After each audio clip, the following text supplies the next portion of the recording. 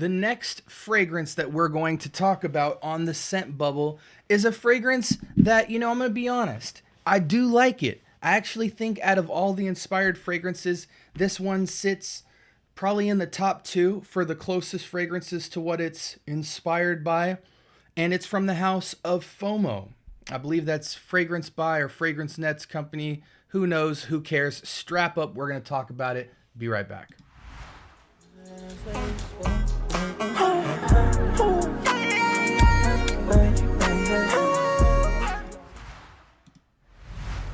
Welcome to the Scent Bubble. I am your host for the afternoon.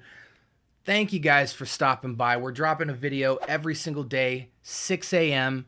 And then in the afternoon, we drop one or two YouTube shorts just to stay interactive, just to be on the cutting edge of all things fragrance.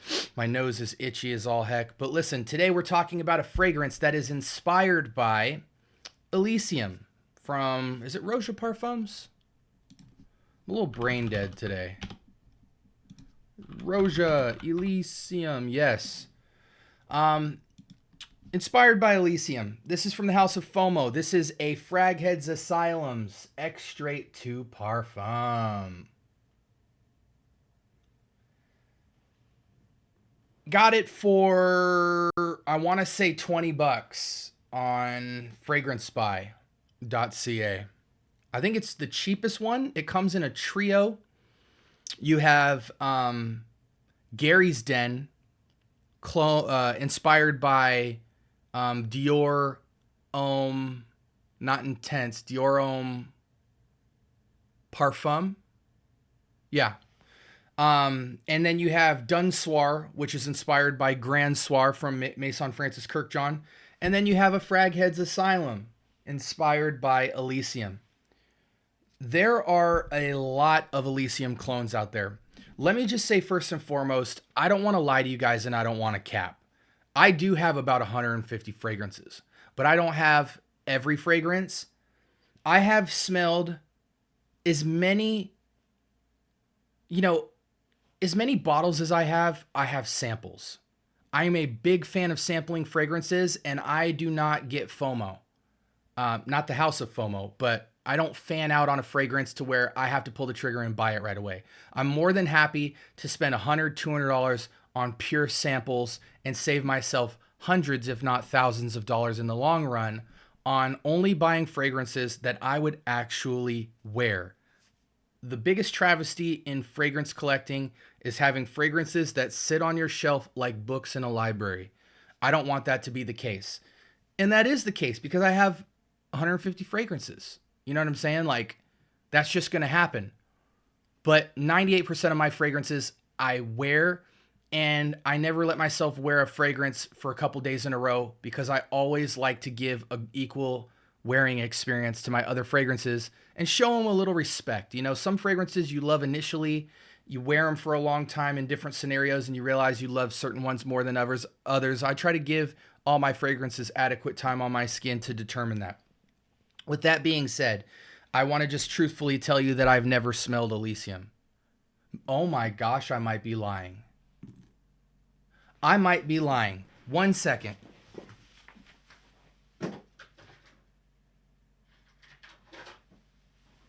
I am lying, guys. I got tripped up in my head which fragrance I was thinking about. I have smelled Elysium. And this goes back to what I've said before. Here is Elysium from Roja, and I will actually be applying that to this critique today. Forget everything I said. I thought this was a fragrance I hadn't smelt the original to, so I didn't want to speak to how close it is to Elysium, but guess what? I can speak to how close it will be to Elysium, and we're going to keep the camera rolling. Like I said, man, truthfully, if I haven't smelled the OG, I'm not going to talk about how close it is to the OG. I'm just going to tell you how good the fragrance is. I think a lot of people cap. You know what I'm saying? They haven't really smelled the OG before, and they're going to try and tell you if it's a good clone or not. That's whack. That's whack to me. I never want to do that. So I genuinely, I haven't smelled this Elysium sample in months. So I forgot Oh, we had a little skip up there. I haven't smelled the the original Elysium in months, so I forgot that I had actually even smelled the original before I even pulled the trigger to buy Fragheads Asylum. So without further ado, let's just very quickly apply the original to skin, because I certainly have half a bottle of it left, and by the grace of God, I can give you guys a fair comparison. So I put it on skin. Fragheads Asylum I can put on the test strip because I've worn it many times. I know what the profile is that we're dealing with. Okay, so what do you need to know? There are a lot of inspired by renditions of Asylum. You have Imperial, like, let me just, can I Google this real quick? Elysium clones. I mean, there is so many, guys. There's Imperium, there is Zion, there is Fragheads Asylum. Some people say Tarathi Blue gives them that vibe, but I would disagree with that entirely. It definitely smells more like Bulgari's Tigar. Trillium is another one. There's a lot of clones, guys. A lot of inspired buys.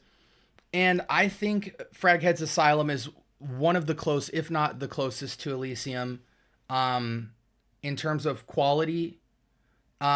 This is your go-to fresh fragrance. It's not just It's not just a freshie with charm. It sits well above that. It's a freshie with elevated charm. It has the potential to be somewhat standout, slightly signature. I wouldn't call it a showstopper of a fragrance, but I think the key with this fragrance is definitely the vetiver. The vetiver elevates and upscales this kind of fresh, fruity, floral take to make it more masculine. Now, is this fragrance unisex? No, it's for men, and I think rightfully so. I think when they've taken the fruit floral aspect and classed it out with woods and vetiver, that's what kind of gives it that earthiness and that manliness. Right off the bat, I'm going to tell you this fragrance is worth picking up. In no particular order, for the fact that you can get this for $20 to $25 is nothing short of a steal. You get 100 ml. A freshie with elevated charm like this, I think, is an ageless fragrance. Absolutely ageless fragrance. Now, the thing that we're going to most importantly talk about, which I think would determine whether you would pull the trigger on something like this, is projection and longevity. Because here's the thing, guys. We walk through the different categories of freshie, right? We talk about fresh linen. We talk about fresh green, fresh earthy, fresh fruit, fresh floral. There's a lot of different categories for freshie fragrances, and a fragrance like Elysium and a fragrance like Fragheads Asylum sits slightly elevated above freshie with charm. Now, again, if I call it a freshie, we're just talking about a strictly floral, strictly green, strictly clean, right? A freshie with charm is something that takes something in the fresh green, fresh earth, fresh floral, fresh fruit category and does a little something extra to make it stand out more and give it a little bit more signature, and it's less linear. Elysium is a fragrance that checks all the boxes. It's fresh, fruity, fresh floral, but they've really ramped up in sophistication the kind of woodsy, grass, earthy backdrop to it. But then what makes Elysium Elysium is the quality of the ingredients and the price that you're paying for Elysium. So when you go down to clones and inspired by fragrances of Elysium, what you get is more freshy with charm, because they're still around the DNA and they still slightly elevate the fresh floral, fresh fruit concept and then slightly elevate it with the woods, but the quality of the ingredients tends to fall behind. Being that it's a fresher fragrance, it's going to have less projection and less longevity. That's just the bottom line. But I do think that in terms of your fragrance collection, if you have a lot of fresh floral, fresh fruit, fresh vetiver fragrances, you got to question if you're going to add this to your collection, because it might be redundant. But I think if you only had this would shut out a lot of your freshies in your collection. I know for my freshie collection, this probably sits in the top 10 easily, might be in somewhat of a runnings for top 5, but this fragrance is absolutely stellar. Ageless fragrance. If you're a teenager, it'll go for any situation you have. If you're in college, it'll go for any situation you have. Gym, class, date, party, whatever. If you're a young guy in the work field, it could be an office scent. It could be a gym fragrance as well. Don't waste a ton of sprays on gym because it's a little more classy than that. But, you know, if this is all you got for your freshie category, it's only $20 for the fragrance. Go ahead and blast yourself out of the gym. You're going to smell amazing. If you're a grown man, this will take some years off you and make you feel still sophisticated, still manly, but young and vibrant and fresh. Let's go to the actual note breakdown real quick because I just want to talk about its accuracy. So on the top, we've got the usual suspects for a fruit freshie. We've got lemon and grapefruit. I really love non-black pepper. So pink pepper, Szechuan pepper, white pepper even a thing? Whatever's not black pepper, I love on a fragrance because I feel like it's just a slightly softer take on pepper, and pepper is one of those things that provides that manly bite to a fragrance, similar to vetiver. Vetiver can give a fragrance bite in substance and manliness. On the top, we have the lemon, the pink pepper, and the grapefruit. In the middle, we've got our florals with iris and jasmine. And on the base, we have agarwood, oud, vetiver, and amber, which you mostly just get vetiver and amber in the base. And I actually love that they put those notes in the base because those are the most manly qualities of this note breakdown. And so you want the manliness and the class and the warmth to stay on you so that you don't just come off, you know, if that wasn't in the base, this fragrance would pretty much be a teenager fragrance. So let me just say this. What do I get? And again, I'm going to have to spray this again because projection and longevity here are not insane. Which we'll go over that at the end. In the initial blast, I get predominantly grapefruit, but you can definitely smell the lemon in it. I don't get a lot of bite from the pink pepper, but you tend to see it more on the Drydown. It kind of stays with the fragrance. I get a dominantly jasmine floral, not necessarily a lot of iris. I mostly get jasmine, but the grapefruit is tinged so much on this fragrance that it is grapefruit forward and dominant. Everything else behind it is just kind of beautifying the grapefruit note. The lemon, sometimes you get a touch of that lemon. And then it's mostly jasmine, not as much iris, but the iris is still, I think, kind of providing that kind of, I don't know if it's powderiness, lipsticky vibe, not so much, but just a hint of just kind of tinging the floral fruit combination to make it a little more sophisticated. That vetiver is super standout. Vetiver and amber make up about 40 to 50% of this fragrance, but I would say 40 to 50% is a good dose of that grapefruit, jasmine, lemon, pink pepper, iris combination, with it being dominant in grapefruit and jasmine. It smells phenomenal. Compared to Elysium, let me open this up again.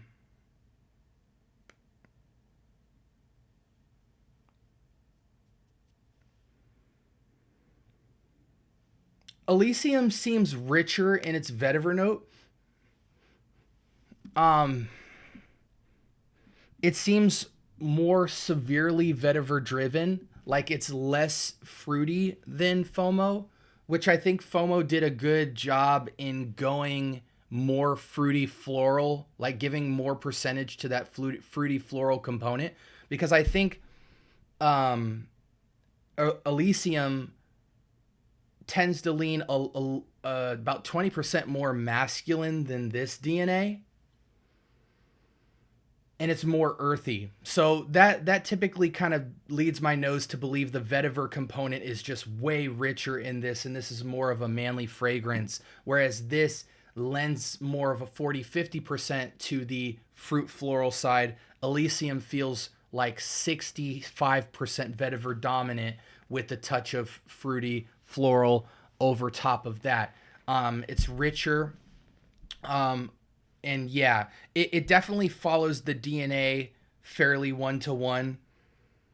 Like, I feel like this is maybe an 8.5 or a 9 out of 10 in terms of closeness to Elysium. It's a little bit more pungent in the fruits, which I actually think, I don't want to say makes it better, but makes it even more desirable as an inspired by fragrance. Let's talk about projection and longevity, guys. What you need to know about this fragrance is you will be spraying it 10 times minimum. Some people like to leave funny stuff in the comments and stuff by the fact that I talk about spraying a fragrance more than 8 times. Listen to me, guys. You know what I realized when I was complaining about a lot of fragrances projection? I wasn't putting it on skin. I was putting it on clothes. When I finally started putting it on skin, on all the pulse points, I started noticing longer projection, longer longevity. Not only that, but I noticed when I started going from 2 sprays to 4 sprays in some situations, 4 sprays to 6 sprays in some situations, 6 sprays to 8 sprays in some situations, I was getting more projection and longevity. There are some fragrances that require north of 10 sprays for longevity, for daily longevity, that will not make somebody throw up when you're standing next to them. And that's just a fact. As a man, or just somebody in general who wears a lot of fragrance and sits with themselves and gets feedback from people that they're around, you can always err on the side of lighter sprays. But without feedback from either your girl, your man, your family, people you're around, you're never really going to know how well you are projecting, how long the fragrance is going for. Because a lot of fragrances aren't going to sit right here in this nose space of your waft. So feedback is really essential, and I get a lot of feedback. And I ask people sometimes, hey, do you smell what I have on? And I get a sense of its longevity in its projection and sillage and stuff like that. So I've just found that I've been rocking too little of sprays. So now the least I'll wear on a beast mode fragrance is maybe 3 to 4 sprays, where in the past I might have only hit myself twice. In freshies that are really light and don't have a lot of longevity, yeah, I'm spraying 6 to 10 sprays. If I want to be safe, I'm spraying 6 and then spraying another 4 to get to the 10 later in the day. You can break it up as well if you're sensitive to beast mode or projection or being too projective or whatever. Find what works for you guys. Shoot, I know women who spray 20. I saw a guy walk in a store one time and grab Tom Ford's, it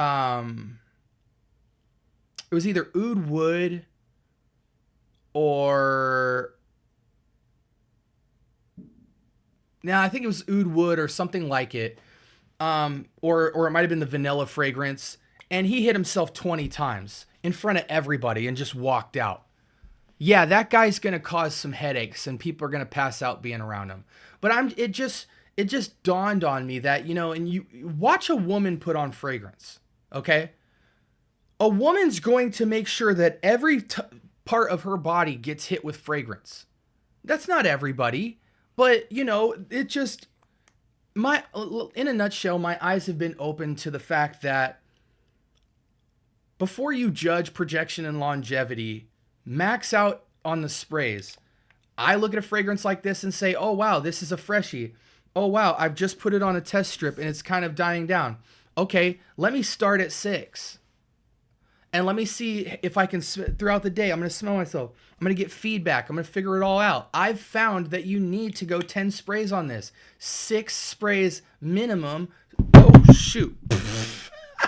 Spruce the other 4 later, or screw it. Hit yourself with 10 and be out the door and don't bring the bottle with you.